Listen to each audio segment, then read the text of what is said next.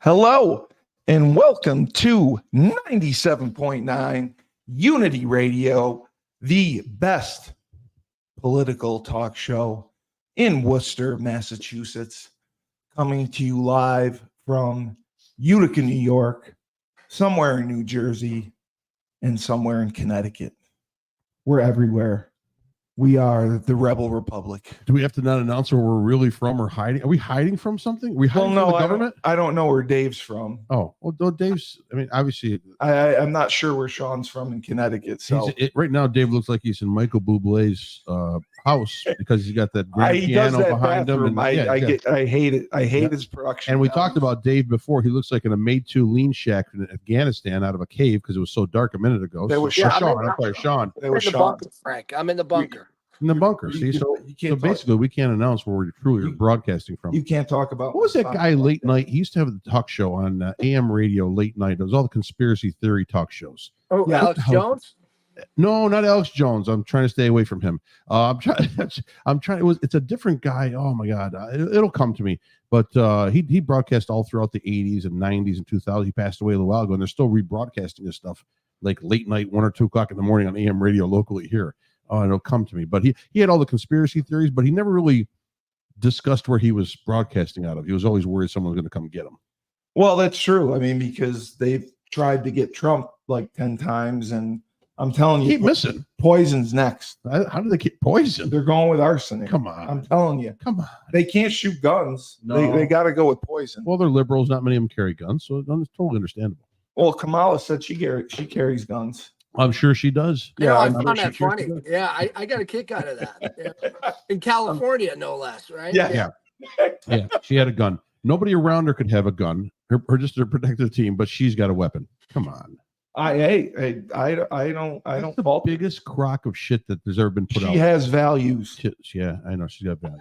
Sean, they keep changing every 3 weeks. I wanted to let you know, Frank was upset because Kamala, I keep saying it wrong, but she talked about raising taxes and everything.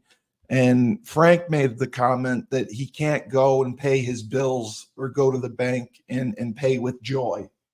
He says everyone needs to feel joyful and fuzzy and good inside. They don't take it. And it's joy. I brought the bank a big bag of joy to deposit. Yeah, he thinks the Americans want to feel cozy and warm and have joy in life. Yeah, and they don't care about money. It's just joy. Right. But it says you're like Rob Bass. You know what I mean? Rob Bass, the song. Joy and then pain right after because there is no joy. There's no money. He doesn't think joy pays the bills. So I'm a fiscal conservative.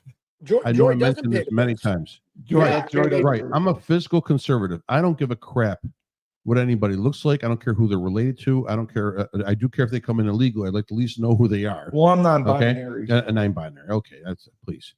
But I my thing is this. I need to figure out one thing in life, and that's how to pay my bills, feed my family, and acquire some wealth to be able to pass on to my children, and hopefully just generational wealth down the road. Because if not, what I could just be sitting at home waiting for some kind of a check to come to me and not do anything. Well, we had a suggestion that oxygen should be taxed because you waste so much of it. I do waste a lot of oxygen talking, but you know what?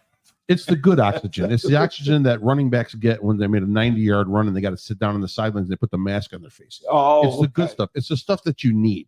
See, you know who's blowing carbon monoxide? Kamala Harris. Kamala Harris is blowing so much carbon monoxide, she is literally putting her crowd, her audience, and her voters to sleep, to death. So you're basically saying that like she's putting her lips on the exhaust hood of a car? Her mouth is the exhaust. And there's so much crap coming out of it that it's starting to poison. I'm telling you, we'll get going on this, but I'm going to play a couple clips. I'm going to put them on the microphone, and you're going to that are going to tell you right now. I'm telling you right now. Sean, he's been waiting to play. I am telling you right now, the race is over. This race, 47 days, 46 days. I don't even know how many days are left in there. This race is over. You will see a GOP president come January 5th or 6th or whatever date it is, 7th. Without the insurrection? No insurrection. No insurrection. No nothing. Okay. And they can't print any more ballots. They can't stuff any more ballots. They can't make up anything. But I'm telling you right now, he's a convicted felon. and it doesn't matter. We want a felon. We want a felon. we want a felon. We want someone who knows how to steal back the decency, right? The decency and the honesty that has been lost in this country. Honestly. Because we're disrespecting everything. There's no more honesty. Whenever anyone's talking to you, it's all lies. It's a pack of lies. I'm fact checking you right now. Go ahead, please. Get the NASA guys You know out. what you said last week? Yeah, what did I say? You and Dave both said you were Yes. going to drive to Mexico Yep. and come back with IDs, Right. and then go get my 10 grand. $10,000. That's right. That's not honest. I'm not saying I'm honest. I'm saying the GOP is going to bring back a little bit of honesty to the entire makeup of this country. Yeah, there is no. Let me clarify. We didn't say that we wanted to do that. We said that we would do that if people are just going to hand out $10,000 checks. Why shouldn't we get a $10,000 check if they're just handing them out willy nilly? Yeah, you know right. what I mean? So I'm gonna play. Why should someone else get a check? That has nothing to do with honesty or dishonesty. It has to do with sanity. Yeah. Okay, so people should not get a check who are not American citizens. Okay, there shouldn't be privileges. I want to be rewarded though for not being. But I will tell this. I will tell this, and I know Frank saw that. So I saw Frank. Did you see the image of yourself defending the tree?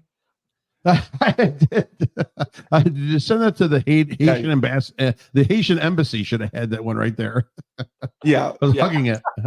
Yeah, well, defending the tree. Well, last week it was the dogs. He was saving the cats and the dogs. And it's awesome. Go ahead. You save the trees. You can play your clips. I want Sean to hear. You want to hear him now? All right, give me a second. I'm going to pull up. I'm going to play you two clips. Okay, and this is this right here. Sean, Frank's very passionate. It's social media. He's very passionate. But it's nothing. I really don't follow anything like social media. I don't believe everything that's said. But there are two clips that I have that are going to, for me, it seals the deal. Okay, the first clip, okay, is John Fetterman. So if you know John Fetterman, senator out of Pennsylvania, he was in the big fight with Dr. Oz in that campaign a couple years ago. He ended up winning. He had a stroke in between the election. Yep. He was basically incoherent, falling down. He still won. Okay, so that shows you how much the people love Dr. Oz. And the media pumped it all up, so I covered up a lot of stuff. But that's okay. Here's Fetterman being asked a question. Was he normal now? Trump. He's normal now. Actually, he's well. What's going to happen is he was a UConn grad, Steve. Fetterman is? No. Yes. No. Yes, he is. He really? Yes, he is. Oh my Lord. Oh, okay. Okay. So this even has even more relevance. I feel better already. So the whole thing is right now, they asked him a question about Donald Trump and elections and what are you thinking? He's a Democrat. He has come out and shocked the left by siding with Israel. Right off the bat, he's totally pro-Israel in this Palestinian Gaza. I thought we support Israel. We do. He's saying Fetterman went against the Democrats who were basically anti-Israel. Right. Fetterman's standing on his own 2 feet. He liked Shapiro for her VP, right, but said that he would be too strong and outshine her, and that had to. They said that's why she didn't pick him. Yep. Right. I would agree. So here's a clip of him being asked now about Donald Trump in an election and who he's going to vote for. Donald Trump that makes them want to vote for him. I know some people that are like, I personally think he's a terrible person, or I'm appalled by some of these things, but I fundamentally think that I'll still vote for him. And I think a lot of Republicans already agree with that. And I never agreed with our approach talking about that he's a convicted felon. I mean, I thought Democrats, we were the party that was all about second chances and that we're not going to condemn somebody based on mistakes or things in that kind of situation. And I was convinced, too, that those kinds of trials and that kinds of thing, it's not going to have any impact on that. It's like, what's left? He's been impeached twice. Now it's been 2 attempted assassinations, one where a bullet actually hit him. And at this point, and I also want people to understand, and it's not science, but there is energy and there's kinds of anger on the ground in Pennsylvania, and people are very committed. And Trump is going to be strong, and that's we have to respect that.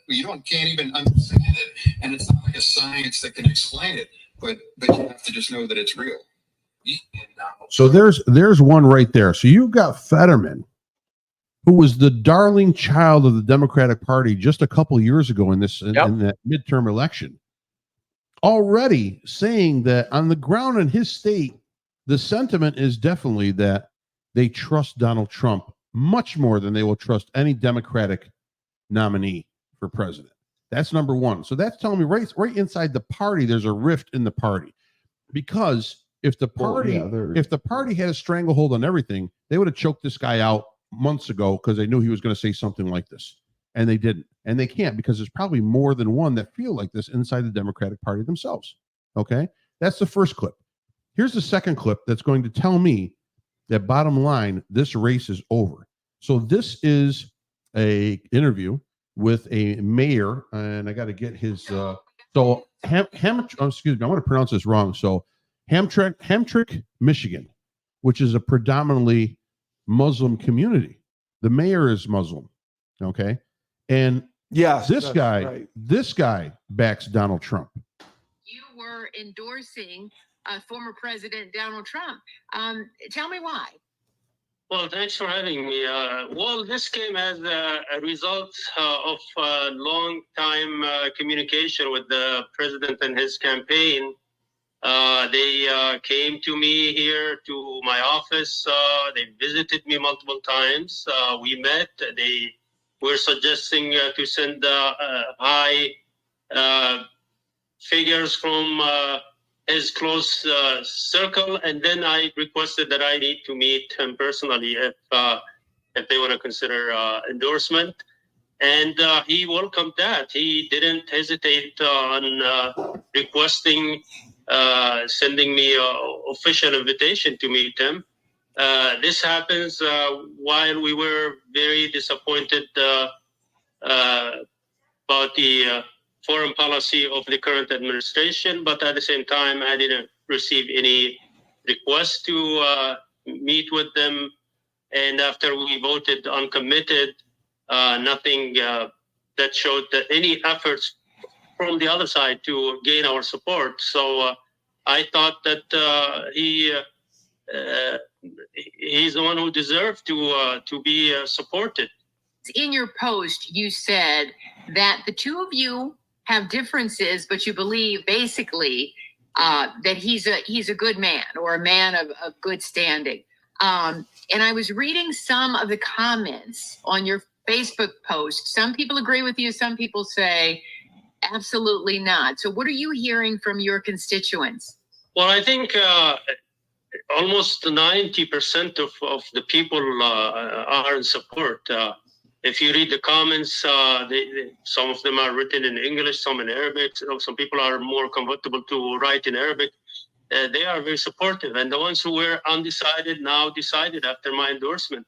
Yes, I was very careful in my statement because we do not agree on everything. I know that. And it's very hard for him to,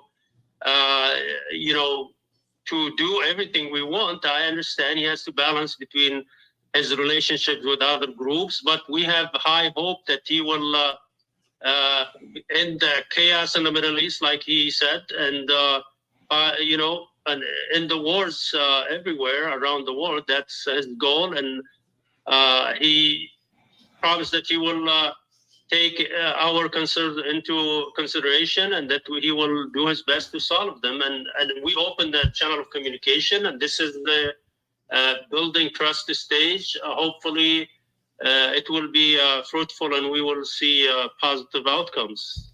So bottom line, that's the second interview. That's very interesting.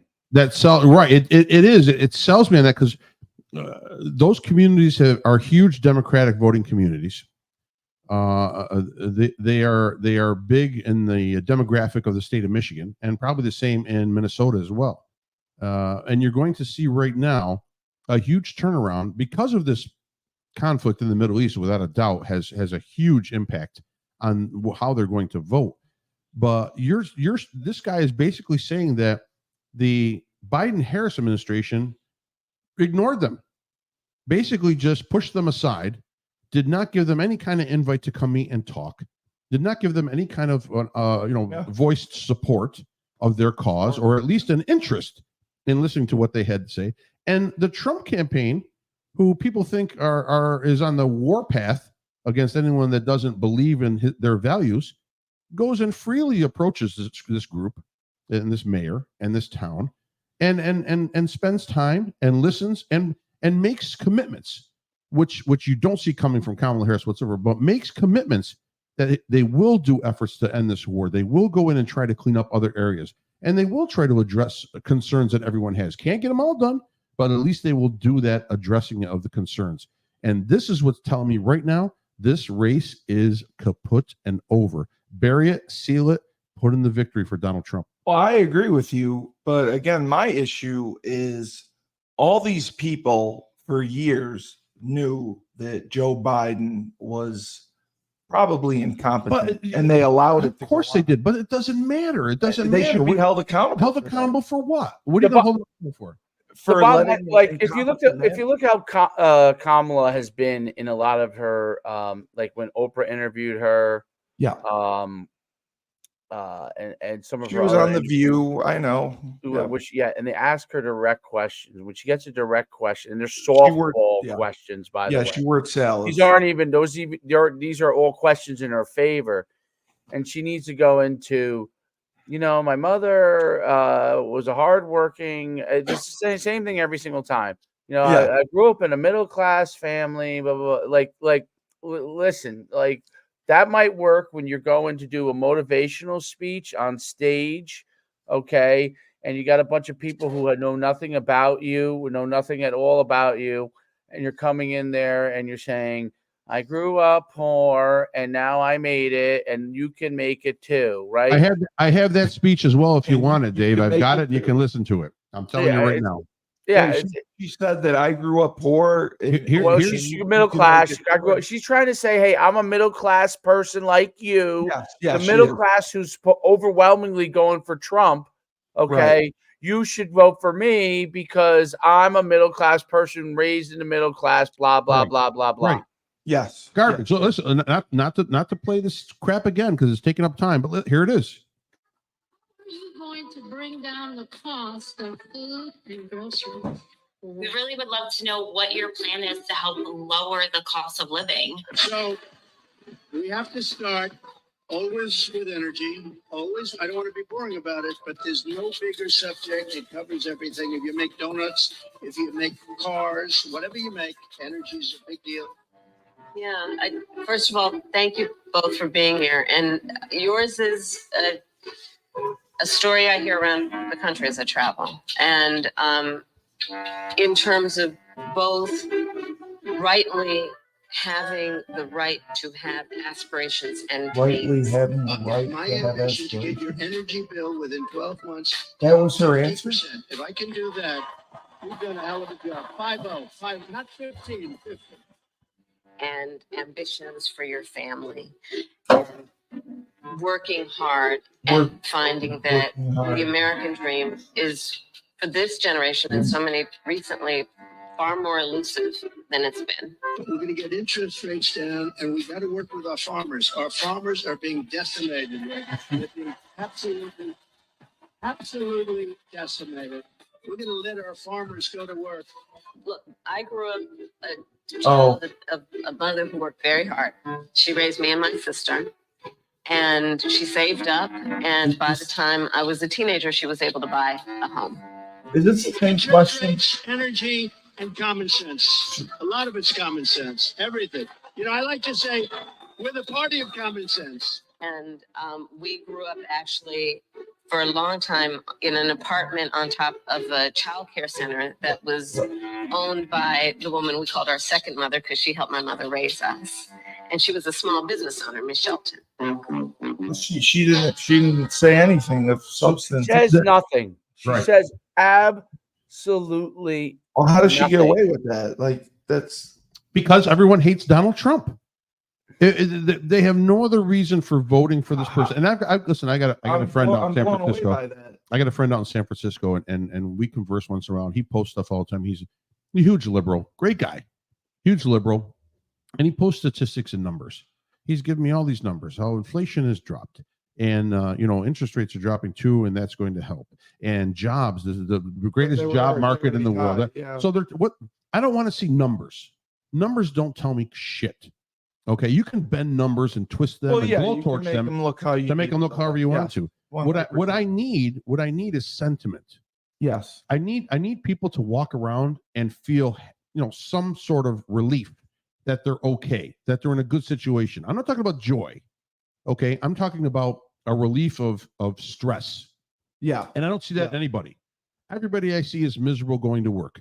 Everybody I see in the grocery store is miserable to spend money. Everybody I see trying to save money is miserable because they can't do it. Everybody who has a broken down a piece of equipment in their house and an appliance, or they're miserable because they don't have the money to pay for it. Yeah. The bottom line, it all goes back to finances. It all goes back to so if that It's sentiment the economy, is bad, stupid, right? Exactly. But you're telling me that was the question that was asked to her, and that's how she answered it. Yes. How are you going? That was the entire answer. So how are you going to make things more affordable for people? Steve, have you bought a stamp lately? Have you bought a stamp? No, I haven't bought a stamp. Guess how much a stamp is?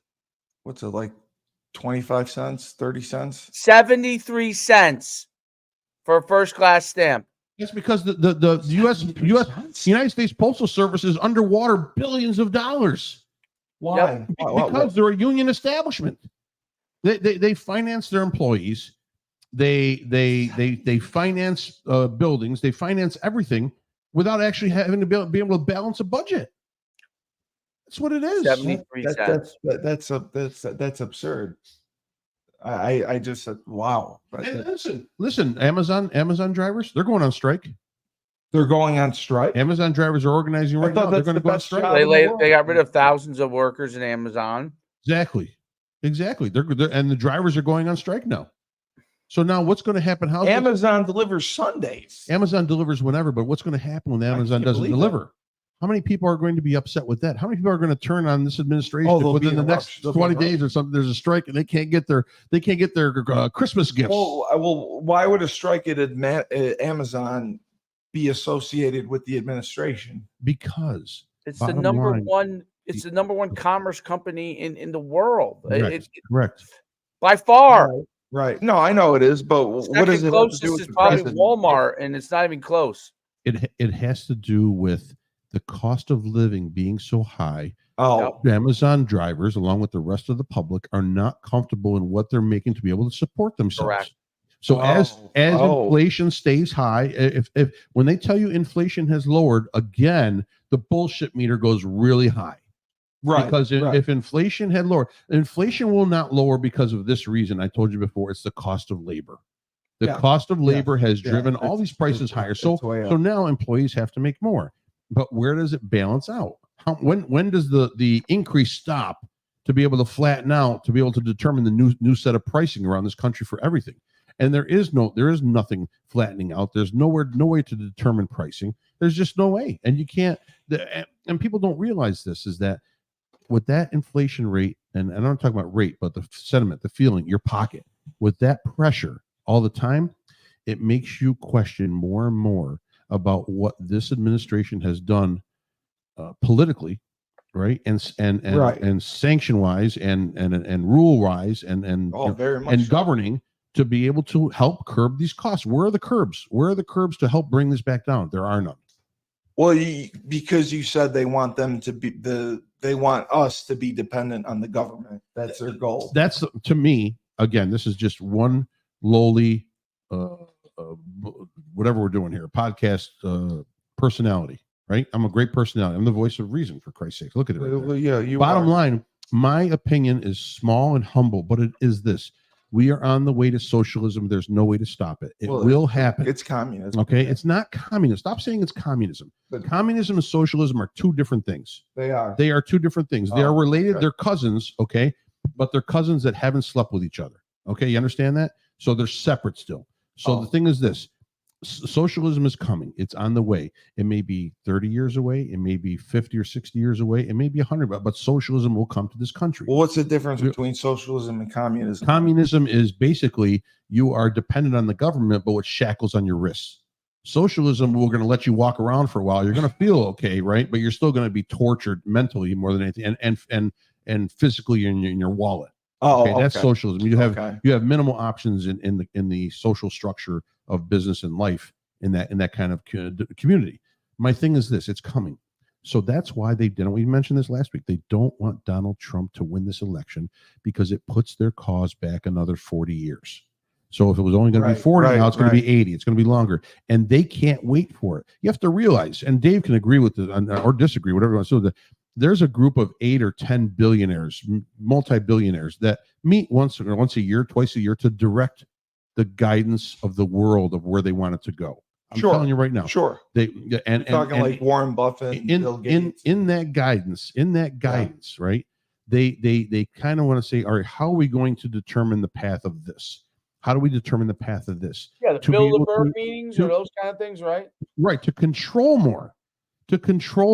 That's all it is. They're looking to control. Right. They feel that the average person in this world, okay, is not mentally capable of making decisions on their own, whether it be financial, whether it be structural, whatever kind of decisions it is. So they are going to control the guided path in life to every individual possible that they can reach. They can't get them all. And they feel you shouldn't have the freedom to make those decisions. Right, because you're basically retarded enough to be able to make your own decisions. Because retarded, but when you make your own decisions, you don't make sound decisions. So they feel you shouldn't have the freedom of it. And that's what. But I agree with Frank. I think that here's what I really agree on is from that standpoint. If we're talking like socialism, the people always ask why do the elite, okay, who obviously would be quote unquote don't want being high taxation doesn't benefit them per se, quote unquote. No, because they have so much money. Yes. Okay. They have so much money, no matter what you do, it does not affect their situation. Okay. Control and power becomes the play at that point. So when you're a small business owner or even a mid-sized business, taxes are important because fiscal conservativeness allows you to keep more of your money to be able to build wealth, to be able to do the things you need to do, to be able to pay your employee, blah, blah, blah, blah, blah, right? Okay. Uber wealth, meaning elite, we're talking billionaire status, where no matter what happens taxation-wise, you've either put your money in a situation where you don't have to worry about it, or you're going to be little affected by it. Power and control become the number one items for those individuals. Controlling what goes on, decisions, what goes on, the power to be able to. So, that's what one of my favorite songs from the old days and the rap days of Money, Power, Respect, right? So those guys already have the money, okay? They already have the money, and it's not just a little bit. That now it's wielding power, right? Why is Diddy in trouble? Okay, P. Diddy did all these things because he got the money and he wielded power in a corrupt and dangerous way. No different than Epstein, right? No different. And that's what happens to a lot of these wars. Now, look, there are billionaires that I like, okay, like Elon Musk, but there are warped, uber wealthy individuals. Very warped, okay? I won't go as far as to say devil worshippers or any of that kind of stuff, but I'll say warped, all right? Warped individuals that their objective is control, okay? Always think about the world in a manner as it has been before the United States came around. Kings and serfs. Yeah, that's true. The classic end of story since the beginning of time, right? Yeah. What have the people always been fighting against? The kings ruling over and giving us very little, right? Yeah. In America, that was taken away. To an extent. To an extent was taken away by the laws that we have. If you can bring in socialism, and then you can the elite can control and distribute the financial amounts to the individuals, the serfs in the country, and everybody can have equity and live equally poor. That's the goal of socialism. I don't care. We distribute it. Once you take away a level of competition, the guy who makes bread down the block, okay, is the only guy in the whole entire state of New York making bread, you have a problem. If the guy who makes bread down the block has to compete with the guy in the next block over, they have to have some sort of ability to be able to provide better service, to provide a better product, maybe both, whatever it is, to get customers to pay for whatever their product is. But when one person controls the product, when one person controls the means of production, prices go up and there's not as much supply for the customers. Venezuela, they're eating the dogs, they're eating the cats. In Venezuela, what were people eating? They were eating anything they could get their hands on. That's the whole crux of inflation, not being enough competition or whatever. No. People being able to do what they want. Inflation is that the average, everything costs more, from money to food and to gas, and it's pushed up because of several reasons. Okay, interest rates. One of the main interest rates. Listen, money was at years ago. My father borrowed money back in the I think it was late 70s, early 80s. He was paying 12% interest. Wow, it's not the interest rate. Okay, it's how much it costs to live. Yes. Okay, so if the interest rates are high, that's fine. But if milk is still 50 cents a gallon, you're okay.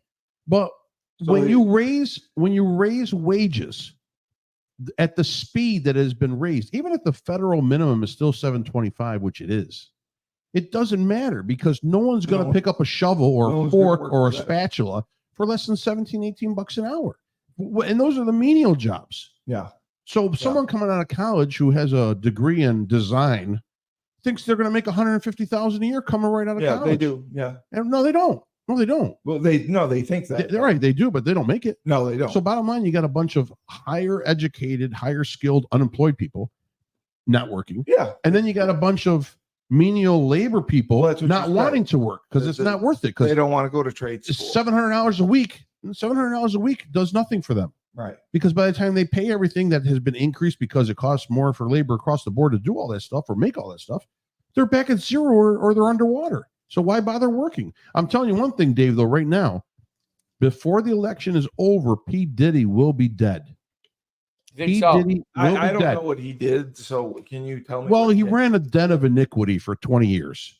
Or 25 years. I don't know what that word means. He ran a brothel for 25 years. Oh, basically he would, and the brothel wasn't like your normal brothel where Clint Eastwood brought his 14-year-old kid there to get like a hand job. Well, this is a brothel. This is a brothel of a den of inequity. So he would have sick parties where, not just average people would show up, but high rollers, high people in the entertainment business, politicians.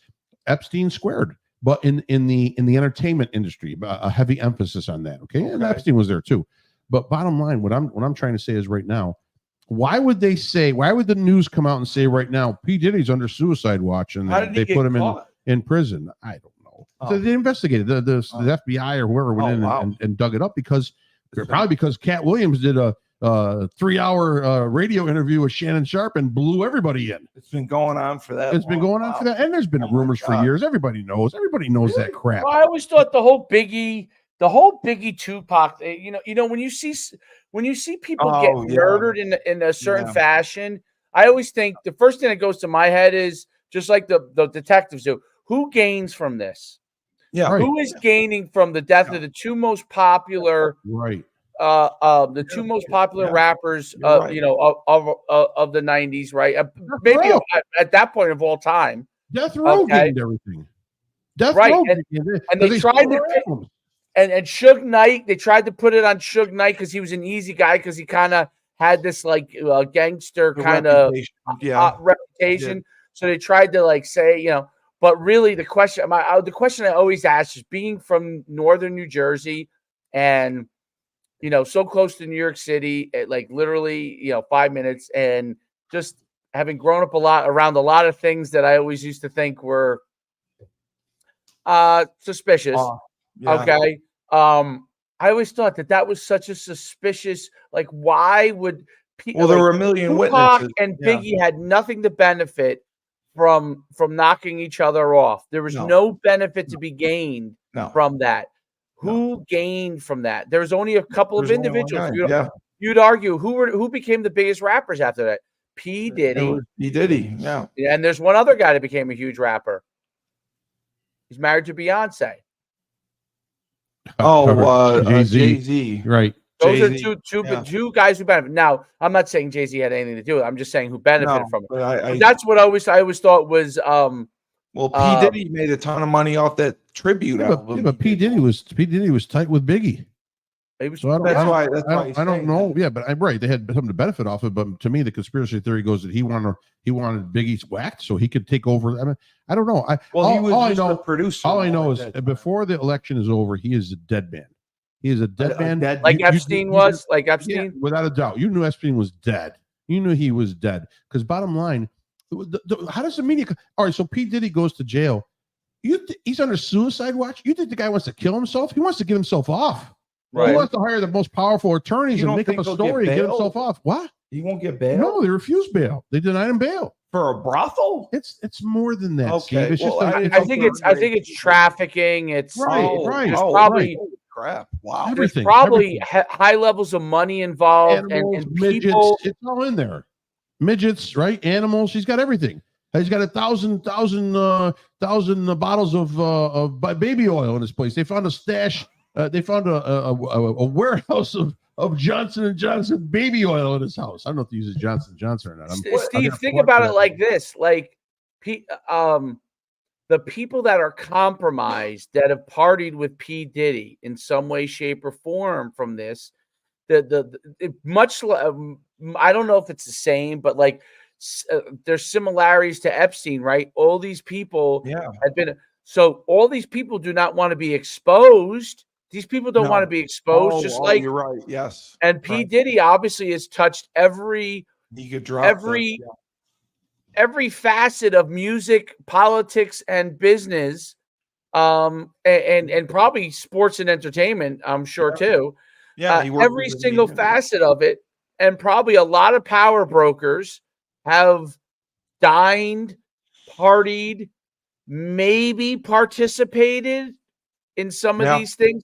When you go back to the Epstein case and specifically what was Epstein's his partner with the woman Ghislaine Maxwell. Ghislaine Maxwell or I thought so. Yeah. So the whole process of how the maneuvering of this whole thing is so crazy, and the part of it is like for them to be able to succeed, they have to compromise individuals, right? Initially, that's how they're able to do what they're doing is to compromise individuals. But on the back side of it, when those guys are no longer of use, P. Diddy is no longer of use, Epstein is no longer of use, they are going to get rid of them before they can start. They don't want them standing there in court. Do you think they want P. Diddy sitting there in court saying, well, so-and-so was here at this thing and so-and-so. Same thing with Epstein. They didn't want them standing there in court saying. And you think he'd sing like a canary? You think remember the Green Mile? Dead man walking. That's P. Diddy right now. I'm telling you right now, he's a dead man. No, he's a dead man. They will not. I didn't know. And only because of this. This is the only thing that alerted me. The media said he's on suicide watch. They're already planting it into your head that, you know what? He's going to die by killing himself. And then they're going to plant it. They'll kill him. He'll eat a Haitian bamboo tree and he'll die. How long has he been in for now? Just a couple days or a week or two. They've been holding him. Then his arraignment came up for bail and they denied him bail. Yeah, which is because they want to keep him there, so he's dead. He's a dead man. That's it. New York, they give bail to everyone. Like, except 10 times. Except P. Diddy, because they don't want him out because he's going to blow everybody in. Oh my God! Don't you get it? I'm shocked at that. It is. I didn't know that. And it's just like Epstein. It's liberals. It's conservatives. It doesn't even matter. So it's just people. It's people that have a shit ton of money. Yes. And that don't respect themselves, let alone people that they brought into this mess. So and they're going to get exposed. Dave, are you saying like Warren Buffett is a Democrat? Is Warren Buffett Yeah. wait, are we talking liberal. about something different here? So we're Well, talking. you- We're moving from P Diddy. I don't want to relate the two here because I didn't get to I ask don't that want question. Warren Buffett to have a heart attack. Okay. Dave, did John Glenn walk on the moon? Where does No. it just came out of left field with that? Warren No, Buffett, a because Democrat. you're saying these people want control. So because they think No, I don't. So Warren Buffett is it? You can't make Is decisions. Warren Buffett powerful and Yeah. potential to control? Well, does he have an influence in the world? Absolutely. Do I think Warren Buffett is Or like trying Bill to Gates. wield power to control everything that goes on? I don't think I see that. Now, is he a Democrat? I don't know. Is he I definitely think he is definitely leans Democrat. Really? Yeah. Wow. Yeah. But I don't see, I don't, Money. Warren Buffett is a 90-year-old man. Yeah, he is. Yeah. Okay. I don't think he's trying to wield Control. power per se. True to control money. The world. I True think power he knows no genuinely party. thinks. I don't. There's things I don't agree with Warren Buffett on. I think Warren Buffett genuinely thinks that what he's doing is for the betterment, like, his whole He thing does. about giving away all your money. And Yeah. he recruited Bill Gates. He recruited the girl who ran Spanx, owned Spanx. He's got conservatives and Democrats in that whole kind of camp. Because I think the girl from Spanx is actually a conservative, if I'm not mistaken. But, so he's got the Bill Gates. He's got the woman who owns Spanx, which is a multi-billion-dollar company. And so I think kind of his mission is a little different. The guys you're talking about is Soros here. You're talking about Soros. I don't know. I wouldn't even know all the there's a guy out in Germany. I can't think of his name, but there's these guys who are not just billionaires, but they're also active in trying to push forward a certain agenda. There's different. I would say even different level than even like Bill Gates. I think Bill Gates is pushing a certain agenda, but I think it's a different kind of agenda. It's not He the wants to same control agenda the. that's He wants to control worldwide. the food source, Dave. He wants to control our food. Bill Gates. Right. He's buying up millions of acres of land around this country. Millions of acres of farmland. So do you think What does Bill Gates need with farmland? I don't know. Right. Bill Gates? I think he's preparing Who's for Bill something. Gates? I don't think he needs anything. No, but he's buying up millions, if not hundreds of millions of acres of farmland.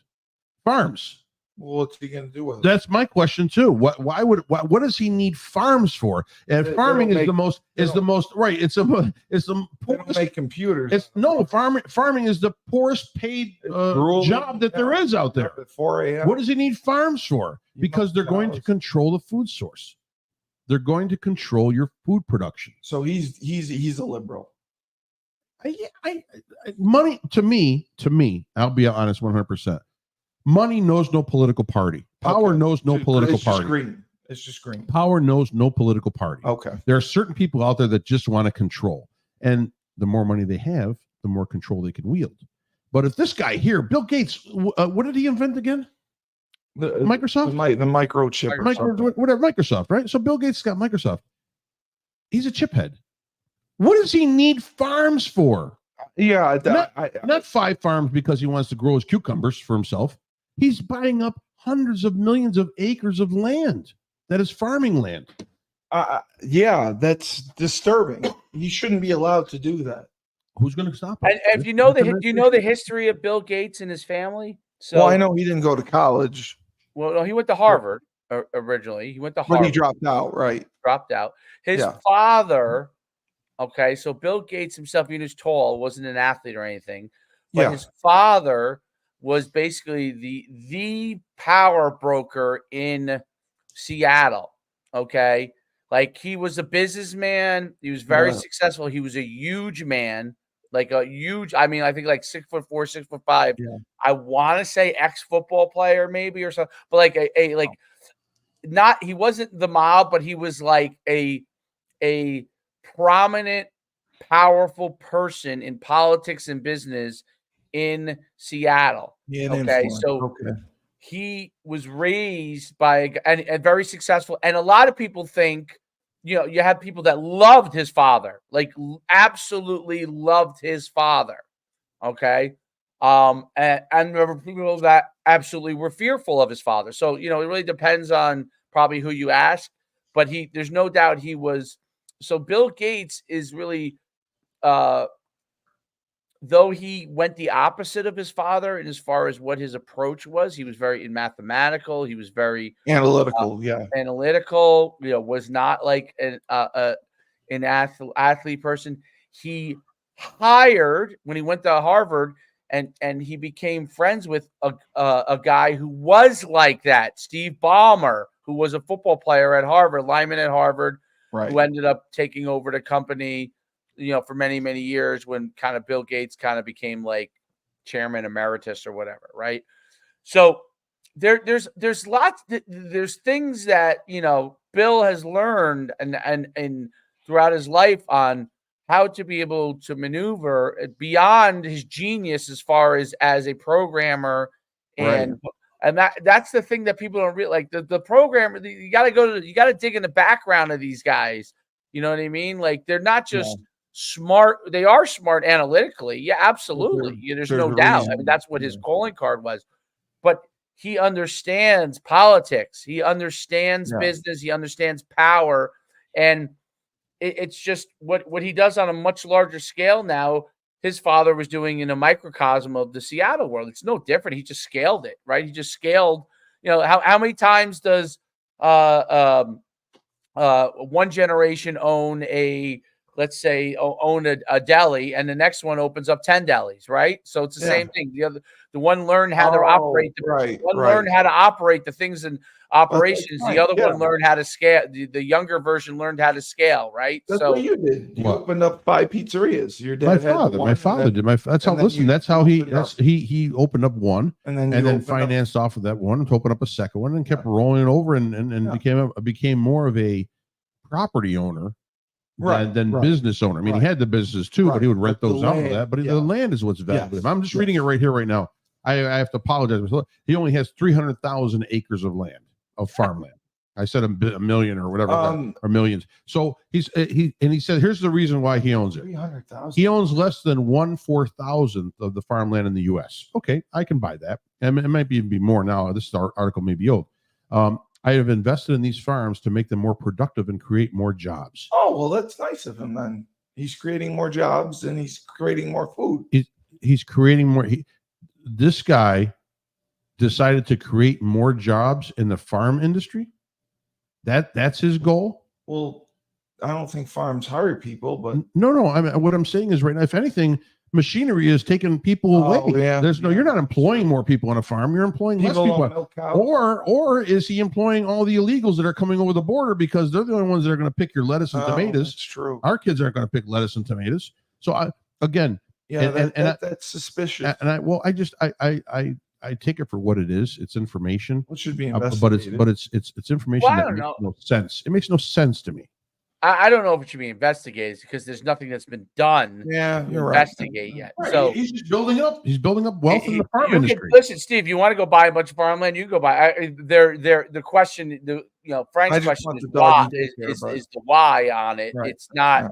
You could put your money wherever you want if you're Bill Gates. Yeah. It's what is Bill. I think Bill Gates is less of an issue.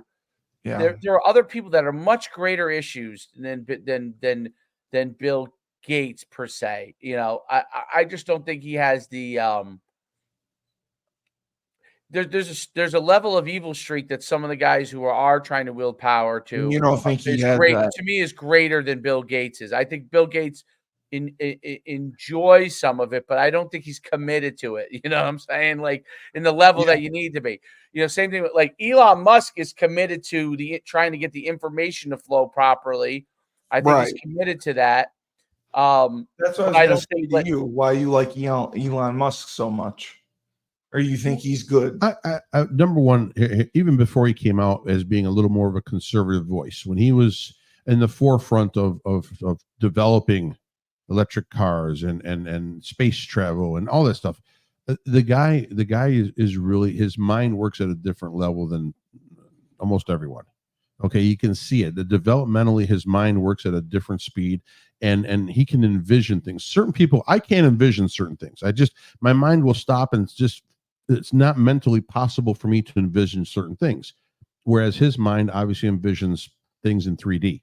Okay, so that's one thing that I admire about him because of what he has done. Okay, what he has done, not just for himself, not just for but for industries and for mankind. You're coming out and pushing an electric vehicle when 20 years ago, you'd have been laughed off the face of any kind of boardroom meeting that you're bringing in. Go, hey man, we're going to make a battery, we're going to put it in a car, we're going to drive it around. They're going to throw you out like you're crazy. Space travel. If you're not NASA, you're going to do space travel. You got to be out of your mind, right? Yeah. So, or you're not the Russians. Right. So you're not an entire country. Usually, the country is funding the space travel. It's not one guy or one company, right? Correct. But the thing is that he has come through and broken that. Now, when he bought Twitter, I thought the guy was a madman because I thought he was throwing his money away because I don't use Twitter much, but or X now as they call it, but I didn't see the intrinsic value of that. And bottom line, it probably is not as valuable now as it was. But with tinkering, right, and with allowing free access to information and to proper information, this may be even a more valuable company that even he sought out, given time. Because the way it disperses information is something that I can't fathom how fast stuff comes off of X and goes everywhere, and everyone has an input on it. You know what I mean? So I think the main source for news the guy is X, right? See, but I don't use it. See, here's what I use for news. I use the New York Post. Love it. All right. Dave, you use X, don't you? What's that? Do I use X? Yeah, absolutely. Yeah. I mean, any news, that's the first thing that pops up. It's on X. Anyone who announces news goes to right. X. But I'm a relic, and that's why I don't use that. But yeah, bottom line. So his vision may be correct in the long run again about buying this company, because I thought it was way overpriced. I mean, what he paid, I can't remember how many billions, 50 or 60 billion he paid for Twitter. Ugh. You want to know how Elon Musk initially got his money? Do you know the story? No, I know nothing. He dropped out of Stanford in 1995. He founded a company with his brother called Zip2, which was basically an online directory company. Okay, basically taking the yellow pages, and putting it online, like linking it to the mapping visual things. He borrowed $28,000 from his father to do it. And then he sold his shit. They sold it to Compaq for $300 million. He pocketed $22 million, and then he started PayPal with that. With what's the guy's name? Right. That's the guy from PayPal who's famous. Indian guy, isn't it? It's Peter Thiel. Thiel, yeah. Right, Hulk so Hogan. He represented Hulk Hogan in his lawsuit, just so you know. Right, Peter Thiel, who Hulk Hogan had a sex tape, and then obviously he made billions in made billions in PayPal. So did Peter Thiel, and then that became his launching pad for Tesla. So, but it's $1,000 really. He basically took 28. He took 28,000 from his father, which was for him and his brother, and turned that into what he's to become the richest man in the world. I mean, he is what you would call like the American dream. Yes, he really is and then some. Why can't we do that? Because we have no intrinsic value yet. We have to create value. Let's put in $10,000 and come up with a good idea, and then sell it for $300 million. Yeah, those come along every day, Steve. Those great ideas. If he can do it, you're a smart guy. He obviously, I'm a genius. I'm smart. He obviously saw a need for something. I mean, PayPal, it makes sense. You're paying, but then to take that and roll it into something and electric cars. I mean, like I said, the guy's mind is open. It's saw the steps. It's the matrix. Saw the steps. Right. He saw this step. The first step was going to lead to something bigger. The second step he knew was going to lead to something bigger. He didn't stay in paper. Like, listen, right. The way my mind works, I know that, just because I've owned my same company for 20 years now. Yes. My mind works is like build something up, stay in it, grow it. His mind works, build it, sell it, build it, sell, get out. Like that's there's a level of brashness and boldness involved in understanding how to do that and timing of it all. There is a skill on it. It's not like it's not luck to know that this is the time to sell and not to hang in there for XYZ, right? PayPal's still around. It's still it is. Company. Yeah, it's viable. Obviously a huge company, but he didn't stick around. Most great entrepreneurs have one thing that other people don't have, and those they have no fear. Well, most people have you would fear. sell Tony's if you got an offer. Yeah, because I could do something else. I can create another food establishment somewhere else in the country. I have no problem with that. But my thing is, and the perfect example is my father. My father can't read, can't write, speaks really broken English, Dave. You wouldn't be able to understand a word he's saying. And worked his way up from being a meat cutter and working at a pastry shop and starting a first business, second business. But my father, he'll see a piece of property or something, and he has no fear about buying that, even when he didn't have money. I mean, he would always rob Peter to pay Paul for his next physical location, but he never had fear in attempting something. Now, some were successful, some obviously weren't, and that's the name of the game. The problem is most people can't teeter on that teeter-totter to be able to take a chance, right, and maybe have something be successful. But he's always thinking that whenever he sees any property, any building. He's 90 years old. He'll be 91 in April. He's 90 years old. He just went to Planet Fitness today and worked out. Yeah. And there's a property probably about a mile away from my store. Yeah. And he's like, I want to buy that. And I go, what do you want to do with it? He goes, I don't know. I'll put some food in there, whatever. I'll remodel the upstairs. I'll rent it out or something. It's like a village. It's a village floral shop. And he wants to turn it into like a small food, something. It's something with food. His thing is always with food, But he has most people at 90 are dead. Are dead. Yeah. Or they're thinking about or they're eating oatmeal at a retirement home, right? And this guy's thinking about buying because he has no fear. And I think that's the greatest attribute of entrepreneurs that are successful. Yes. That they have no fear to take that challenge because they're confident in what they do. So if you dead seriously went to your dad and said, I want to open a doggy daycare in this building, what would his response be? My father would tell the dog to go take a shit to somewhere else. He wouldn't take it seriously. He would not take it seriously. If I showed him graphs and charts of how profitable they are and all that. Nothing. He could care less. He doesn't want the smell. He doesn't want the hair. He doesn't want the hassle. No pee on the carpets. He wants everybody. Why do you want to open a doggy daycare, Steve? Because they're profitable. They're all cash business. They're very profitable. He makes out with his dog at night. You got to see him. Big tongue, French kissing his dog all night. It's awful. I don't make out with my dog. Yes, you do. I take my dog to doggy daycare and I see how much money they make in that little shithole. P. Diddy has the tapes. We have you at the party on the stage with the music and the lights, tonguing dogs. I'm tonguing dogs, yes. P. Diddy's got it. You better hope he croaks in prison because when that shit gets out, you're in deep trouble. I'd like to call Steve Cully to the stand. I'm the greatest. Take 2 oranges and throw them back in life. All I want is you to come with me to see the doggy daycare. I don't want to see it. What do I want? Because it's profitable. No, I could care less what it makes. I don't want it. I don't want it. No, it's. Why do you want to be around so many dogs? My dog's breath stinks. I don't want to be around that. I did my research and I looked at the profitability of the doggy daycare and how much money. Then what are you doing here? Why are we doing this? Well, because you won't let me open a doggy daycare. I asked if you open it yourself. I want one of your buildings. Go to the bank. Tell them you got a great business model right here. I do. We go on and wanted your building. We talk about stuff all day. They pay you. Use the leverage and go borrow some money from the bank. I just wanted your building.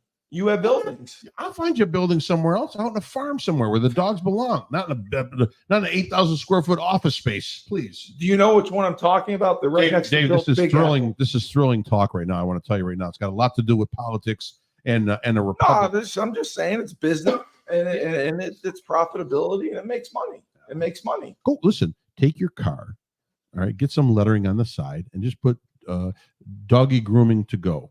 And you just pull up with your car and you shave them out of the trunk. That's what I would do if I were you. Shave them out of the trunk. I'm not a groomer. You shave them out of the trunk. No. So what are you going to do with the doggy daycare if you're not a groomer? Well, I clean up the piss and shit all day. Well, why don't you just bring them into your yard and watch them all day and just have them come to your house? I'll send you to the senior center over here. They're dying for people to do that job. They can't find anybody. They just brought in 25 people from where was it? It was Uganda. What? They brought in 25 people in here to work from Uganda in one of the senior centers, because they have there's no young adult here in the U.S. that's going to work for $17 an hour to clean up, crap. No, I want 25. No. Right. No, I thought it was a good business idea, and being the entrepreneur that you are, that's it, please. When you see the profitability of it, if I had a chance to present it, I'd rather sell heroin and take my chances. I think you would jump to do it. No. And it's all because. So if it didn't smell, you would do it. How many days till the election, Dave? No, it's a month away. No, 30, more than that. No, it's probably like 45 days, maybe. Early balloting has started already, right? Yes. Right. Yeah. Right. Okay. And that concerns you. Early balloting? Yes. No, I think it's they've already, and I've already seen reports on it that the ballot requests are down. Oh, really? Big time. Big time. Yep. Ballot requests across the country are down. Oh. So that is a huge boon for the GOP. Because that means now we either have non-active participants in the election, which will benefit the Republican Party, or we have people that are protesting because of some belief that they have against the DNC, and that helps the Republican Party, or the channels have been shut off for illegal ballots to be pushed and sent in, right? Which hurts the Democratic Party and helps the GOP. So one of those three reasons, most likely, is it's all going to help, no matter what. It's all. And listen, if there, and Dave said this too, and if there was a Democratic candidate, you said that I thought was better, because there are some people that could be much better than Donald Trump, at least statesman wise. Well, if you can present yourself, if you can present yourself in the public, you have a rapport with other people in Congress, all this stuff. If there was I would support them as long as they're physically somewhat conservative. Physically, problem is most of the DNC can't be physically conservative. Have you ever because they believe in Democrat? programs? I have not. I have never. I did vote. I vote one election. I voted for Ross Perot. Oh, I stepped across the line. I voted for Ross. Well, Perot. That was my protest vote. You okay? But you voted for like Mitt Romney and McCain and all them. Whoever was on a conservative. You wouldn't have ticket. voted for Obama. No, I did not vote for Obama. I respect Obama. Yes, and I actually I think he did a good job. I can't say. Listen, he can be credited in a way, one way or another, the administration of getting out of the recession, the housing.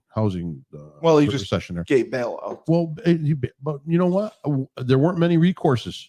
How can you correct that immediately? And it didn't happen immediately overnight. We sucked on eggs for almost 3 years, until you started to see some kind of turnaround. But bottom line, I thought he was a fantastic public speaker, and he's a great statesman. He had a lot of charisma. So it allowed us to stick out our chests and go, hey man, we have someone we can. And he got Bin Laden. What's that? He got Bin Laden too. Yeah, absolutely. Yeah. Absolutely. But I mean, and that's a great thing. And there's no doubt about that. But I thought he's great. But my weaning is that a lot of the fluff of his second, second term, but also of what he proposed in bills and that was a difficult to swallow down the road. We talked about this, feeling the repercussions a little more now than in the past. Do I believe in Obamacare? Sure. But it didn't work. Well, it did and didn't, because people were forced to get coverage. They were forced. Some people lost their coverage, right? But at least everyone has to. Everyone's got to be covered. Well, they should. Everyone's got to be covered, whether it be by the government in a sensible program or whether it be by individual coverage that you can pay for. Everyone's got to be covered. Correct. How do you make that happen? I don't think that the approach that was there was the correct approach by forcing. But sometimes there's no other way. There's no other way to do it. And still, even by forcing, there was a segment of the population that had nothing. So what did it accomplish overall? I don't know. No, maybe it was that good feeling accomplishment. We still had to pay for the people that didn't have insurance. Right. Yeah. Okay. Well, wow. So I guess we learned a lot on this discussion. We did. What did we learn? Bill Gates is buying up land farmland, and he's going to give jobs to farmers. Right. And he's the benefactor. He's the Santa Claus for farmers and make more food. Yeah. You don't think doggy daycares are profitable? 100%. And you don't care if they are profitable. I could care less. You could package it up and send it up to Starlink because they smell. You could, yes, it stinks to high heaven. My dog's breath is bad. Do you think I want 50 of those suckers running around my building? No. I'm just recapping that. You are. Then you played the liberals that are voting for Trump. I did play that. And bottom line, this right here is sole proof that this election is over. So are we talking like 70-30 Trump? No, it'll never be that 51-49. Yeah, exactly. Really? Exactly. I mean, it'll be that close? I think it may be a little bit more, but you're right. Well, listen, NBC News had the poll out tonight. I watched the NBC News, first of all.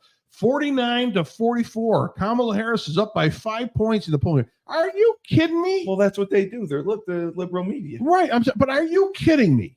You're telling me she's up 4 points, and just a week ago they were tied. That's nonsense. I think it is nonsense. That's what I'm saying. It's down 20 points. Where are they polling? The only polling I trust is those two kids that go around to Home Depot and Lowe's, and they have the microphones and they just walk up to people. The Zogbies. They just go, no, that's the Zarbs. You got to trust us. Yeah, trust, please. The last thing I trust is You don't trust the Zarb? No, I can't trust. Okay. But listen, there's two kids that go around and they have a microphone on that, and they just walk up to people pushing a cart, and they go, "Why are you voting? Who are you voting for? Kamala or Trump?" Why? I just watched one today, and it's an old guy, man. He must have hearing loss or that. And kid goes, "Kamala or Trump?" And he goes, "Shrimp." I don't know why, but I had tears in my eyes for like 5 minutes. No. The guy goes, "Kamala or Trump?" Oh, he goes, "Oh, I heard now, Trump." It was so funny. It was so funny. I trust the Home Depot polling more than I trust what NBC News puts out. Well, NBC News is so they're very slanted. Yeah, they don't like anyone. They don't like Trump. Period. No, yeah. NBC News wants Kamala. They hate Trump. The media. It's sad what's happened to the media. It's just so sad. But I thought it's always been this way. I thought the media has always been liberal. The media's always been liberal, but they haven't been liars until the last 15 years, maybe. Right. That changed. It changed. I mean, listen, it radically changed when Trump was running, but it was moving that way anyways. Before we go, I'm curious, Commanders or who's winning? Oh my Lord! It is the Commanders 31-20 with 11:30 left in the fourth quarter. Yeah, wow. Bengals are going to be 0-3. Bengals will be 0-3 if this keeps up right now. It's an 11-point lead with 11 minutes left. And they look, and listen, here's the whole thing. The pregame, I was watching the pregame talk and all that, and they were so happy. They were cheering. T. Higgins is back. Like, T's back. We got the full complement now. Yeah, but your defense is horrible. Horrible. They can't stop anybody.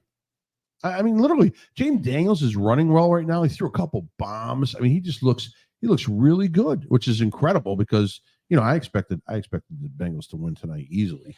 And they're proving me wrong. They look decent. The Commanders got something, I hope. No, I think so. Daniels is one of the most unheralded Heisman Trophy winners of all time. Like, he's underrated. He won the Heisman and like almost nobody realized it. Yeah, he should sue. He should sue the NCAA for non-recognition of his Heisman Trophy, even though he still has it, like Reggie Bush. Yeah, and I think Dave and I should too. Yeah, why not? Sue everything. Dave and I sue everybody. Too. Put a lawsuit out every day. And Dave, like I said, if you're available Wednesday and want to do the podcast with Burton and I, you're more than welcome to. Yeah, I think I may be, but I'm not sure yet. Yeah, that's a definite no, Steve.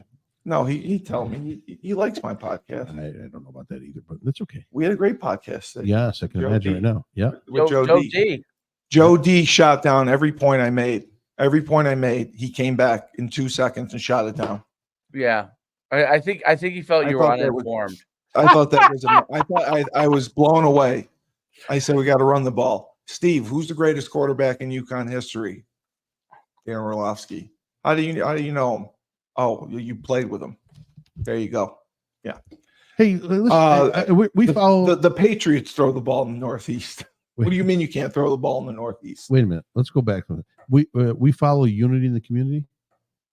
Do we follow it? Yeah. Yeah, We're on after that. Yeah. So there are listeners that are probably hanging on, listening to us after unity. So that's why there's and they can send, but they can send in questions, comments. Yeah. So here are the comments I want. This is all I want. Please send it in. I want to know who you're voting for in this upcoming election, and I want one reason why. I don't want joy or love. Do you realize? I don't want they're going to feel better. I don't want any of that. I just want one reason why. And I want one reason. If I I want to take you to Worcester. If I take you to Worcester, I want to walk you down Main Street. I'll walk down Main Street. And people are going to throw things at you. They're going to shake my hand. I doubt it. I think they'll like him. Absolutely. I'm only telling the truth. He might have a pizzeria there before you know it. Right. Absolutely. Worcester. Yeah. I'm going to come for the opening if he does. I'm going to call it Rebel Roni Pizza. Rebel Roni Pizza. How about that, huh? I like it. I just want the cannolis. Yeah, that's all right. That's all. I'll do a cannoli shop in Worcester. It doesn't matter. Yeah. I'm telling you right now, they will love me. You know why? I'm not lying. I'm not trying to cover up anything. I'm not saying they think that they want to tax oxygen because you waste so much of it. Yeah, well, if I'm wasting so much of it, then hopefully it's floating into their ears to be able to perk them up to understand the real truth about what is happening. You think you're opening eyes in Worcester? Absolutely, I should be. We should be able to know the whole country. They can access this online, right? Do you know how many Massachusetts state senators are conservative Republicans? Zero. That's okay. That's all right. They have not. You don't need, as is proven by the Teamsters Union this week, you do not need to follow leadership.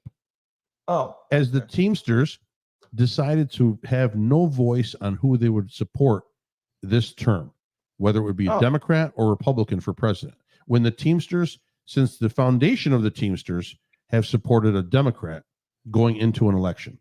And the reason being is they don't want to say that they're supporting. 58% of Teamsters surveyed support the Republican Party in this upcoming election. 31 support the Democratic Party. Wow. When you have union numbers that are swayed like that, where do you see the direction going in the election? I'm happy. Dave, I think it might be a 5 or 6 or 7 point victory for the GOP in this election. Yeah, I don't see it 51-49, but that's for another day. But please send in your polling, please. I'd like to just know reason. I'm curious. Who you voting for, and give me one good reason and why. Give me a reason, and without joy or love. Do you want percentages or head counts? No. I want individual. I want to. You're gonna want ask, names. I want to print out. I want to read them. You want to read? Yeah, I don't want made up stuff. You come every week and you tell me. Bob from Worcester said that your head's too big. I read it off my phone. Joe says you're a toad or whatever. No, Are these real? Are these real comments too that come in? Yeah, they're real comments that come in. Yeah. Mm-hmm. When you say that we get a lot of people watching, is this thousands of people watching? Yeah, the one that I posted, absolutely. On LinkedIn, tens of people watching. That's what I'm curious. The radio live, yeah. The ones that I posted, yeah. Oh my God, not the ones you post. I'm talking about the one that goes on the radio station. Oh, the one that goes on the radio station. Like how many views? How many? What's the audio reach? It's like 60,000, 65,000 people listen. 65,000. What's the population of Worcester? 250,000. 35% of Worcester, Mass, is listening to our show. Yeah, but Worcester as a market overall is not big in radio. Everyone listens to Boston, so that percentage is very high. So are we like local radio? Yeah, we're local for Worcester, yes. Yeah, we're Worcester. But Worcester is the second largest city in New England. Is it really? Yeah. Worcester's popular, but we've had as high as 80,000 people 80 or 82, I think. But So average is like 65. outside of the Massachusetts Boston market, we're like number 2 in Massachusetts, probably all of New England. I'd have to check, but I don't know if Hartford. I can't believe. How about Hartford? I don't know. I don't know any other political shows in Hartford. I have to Come look on. at the numbers. I'd like to bat. I want to find out if there's any other like There aren't stations. original. Yeah, Worcester. Are there has other local radio conservative stations in New England? No, Tons. I mean, conservative shows. no. No, All of Massachusetts, all of New England. There's no conservative radio talk. Come on. There's that national, can't be. nothing local. That's what I'm saying. Nobody radio, local. Really? For local radio, political talk, we are the highest listenership. I will get. Hopefully by the end of the election, I will have Donald Trump on this. Well, you're going to these get Jimmy waves. Fallon. Jimmy Fallon, I have. I just have to commit to a Wednesday where we can do it. I will have Donald Trump on this podcast.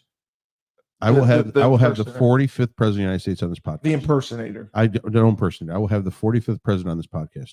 Okay. I will work on it. Okay. I will work on it. Yeah. Why would he waste time in Massachusetts? He has no chance. We're the only conservative talk station in all of New England, supposedly. Well, 1200. So I just looked it up in 2 seconds.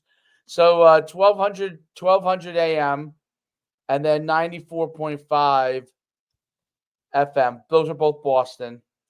Yeah, there's nothing. That's what I'm saying. There's nothing in Worcester.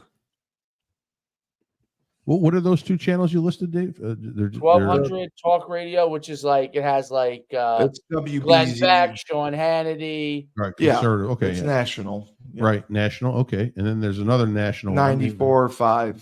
Okay, and that's it. That's it. I'm telling you. You don't believe me. Jeez. Worcester has a terrible radio market because everyone listens to Boston. Wow. I will have that's the why 45th president of the United States that's why on this show. Woo Sox is popular, Moneyline's popular because there's no local coverage in Worcester. They get nothing.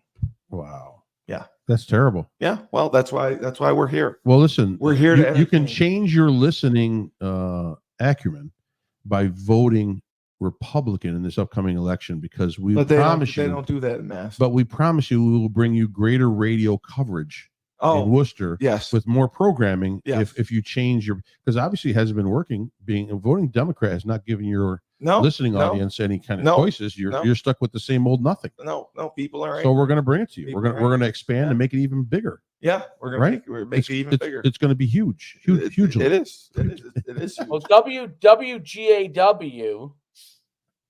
in where's Gardner, Mass? Gardner's is way out. It's not by Worcester. That's conservative. Yeah. No, if Ernie gets the cable station, that'll be funny.